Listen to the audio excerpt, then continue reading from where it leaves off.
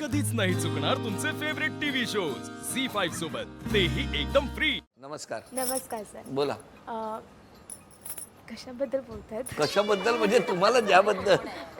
घरी सासरे, मिस्टर आणि माझा लहान मुलगा, 1.5 वर्षाचा लहान मुलगा आहे. पण त्यांचं काय म्हणणं आहे, तुम्ही काय बदल केला पाहिजे स्वभावात, त्यांचा काही सल्ला आहे ते एवढा नाहीये, थोडंसं चिडचिड होते माझी. तुमची? हां. तुम्ही ट्रेन बदला, ती कुठली, ती 6:30ची कुठली आहेत सर नाही, ट्रेन बदलून नाही चालणार. का?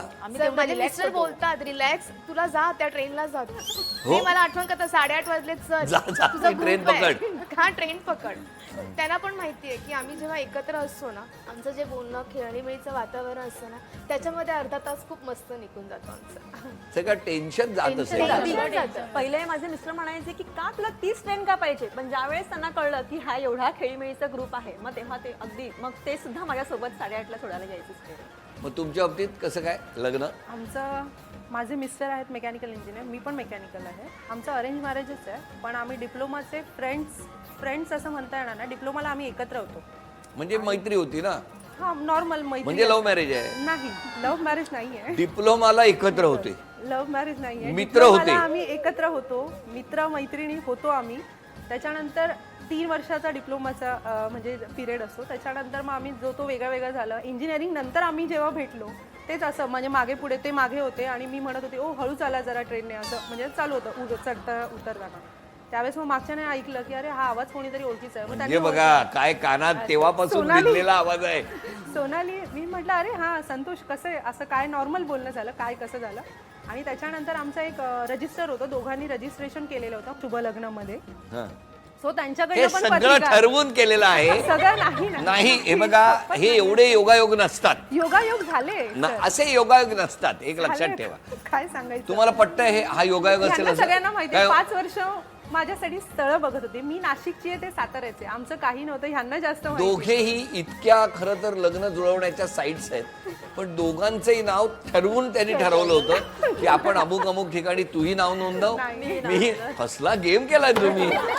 हा, तिला जेव्हा संतोष पहिल्यांदा भेटला हा. ना, ते तिने मला नंतर दुसऱ्या दिवशी येऊन सांगितलं, अगं ऐक ना, असं असं आहे, संतोष मला भेटला होता, काय करू, असं तिने माझ्याशी शेअर केलं पॉइंट होतं. To be noted.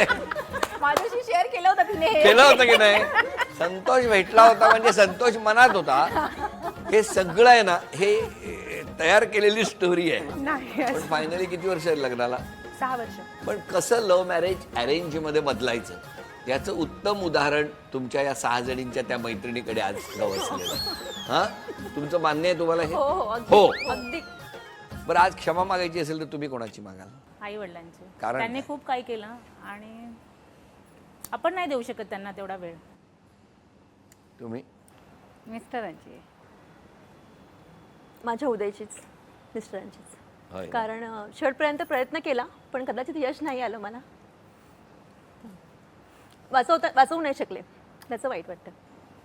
मला माझ्या आईची, कारण का मी लग्नात घरून पळून गेले होते, त्यावेळेला आई माझी खूप रडली होती, खूप म्हणजे खूप.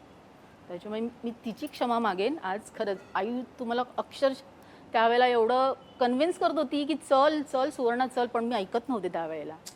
ते मला नंदेच्या मिस्टरांनी समजावलं तेव्हा मी घरी गेले. त्याच्यामुळे आई, मला आज तुझी खूप मनापासून क्षमा मागावीशी वाटते, आणि माझ्या मिस्टरांची. झी5 ॲप डाउनलोड करा आणि पहा सर्व एपिसोड्स एकदम फ्री.